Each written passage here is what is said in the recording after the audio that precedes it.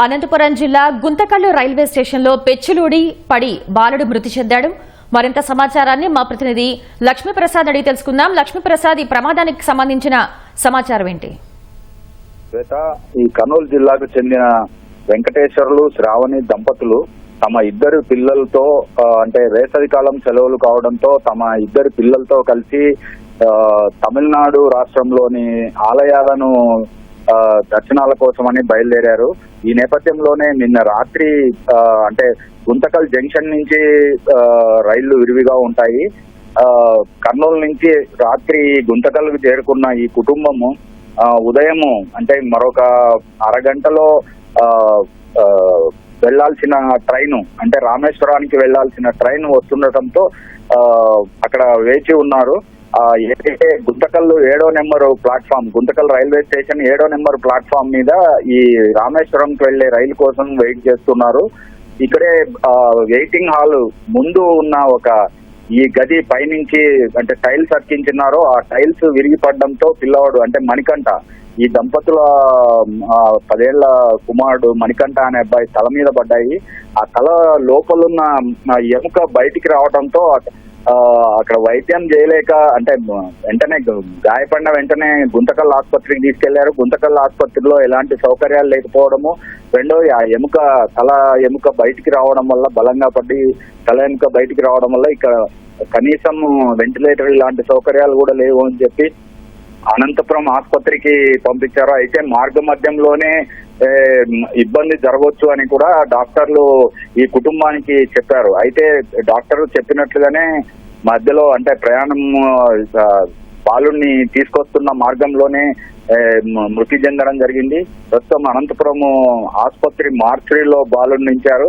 అంటే ఇలాంటి ఘటనలు రైల్వే స్టేషన్ లో జరిగిన దాఖలాలు ఈ 10 ఏళ్లలో ఎప్పుడూ లేదు. అంటే నాణ్యతగా లేక ఈ నిర్మాణాలు ఏవైతే నాణ్యత లోపం వల్లనే ఈ సంఘటన జరిగింది అని చెప్పి స్పష్టంగా తెలుస్తా ఉంది. శ్వేత, ధన్యవాదాలు లక్ష్మీప్రసాద్.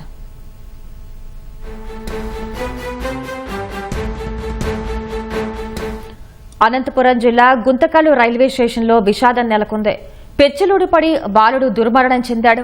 కర్నూలుకు చెందిన వెంకటేశ్వర్లు శ్రీవాణి దంపతులకు బాబు పాప ఉన్నారు.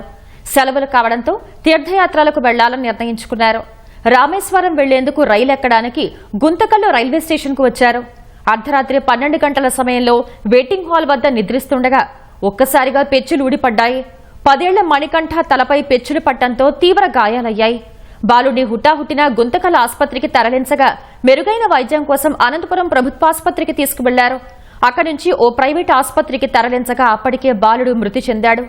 మణికంఠ మృతదేహాన్ని అనంతపురం ప్రభుత్వ ఆసుపత్రి మార్చురీలో ఉంచారు.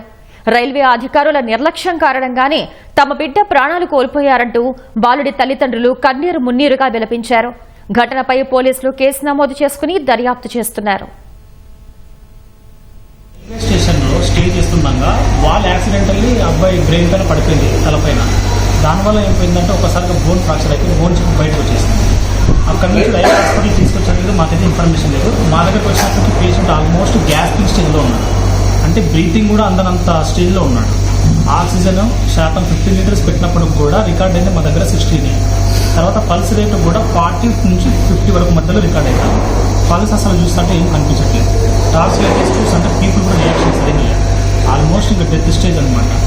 ఏదన్నా కానీ మనకు ఐఎల్ సెంటర్ దగ్గర ఫెసిలిటీ ఉన్న దగ్గరికి పంపిస్తే మన బతికే ఛాన్స్ ఉంది. కానీ మేమే అంబులెన్స్కి ఫోన్ చేసేసి తొందరగా రమ్మని చెప్పేసి మామూలుగా ఫస్ట్ ఎయిడ్ ట్రీట్మెంట్ ఇచ్చేసి బాబుకి వైటల్స్ కొంచెం స్టేబుల్ చేసి పంపిద్దామనే ఉద్దేశంతో తొందరగా మేము ఫస్ట్ ఎయిడ్ చేసి మేము రిఫరెన్స్ చేసేసి పంపించేసినాము. మార్గ మధ్యంలో కూడా ఏమైనా కావచ్చని పేషెంట్ వాళ్ళకి చెప్పేసినాము. ఇక్కడ ఉంటూ కూడా మనకేం ఫెసిలిటీ లేదు కదా, పెట్టుకొని కూడా వేస్ట్ కదా అని మనము ఐఎల్ సెంటర్కి యాజ్ వెల్ యాజ్ బాబు తీసుకెళ్ళి వాళ్ళ పేషెంట్ బిల్లింగ్తోనే పేరెంట్స్ బిల్లింగ్తోనే పంపించాము.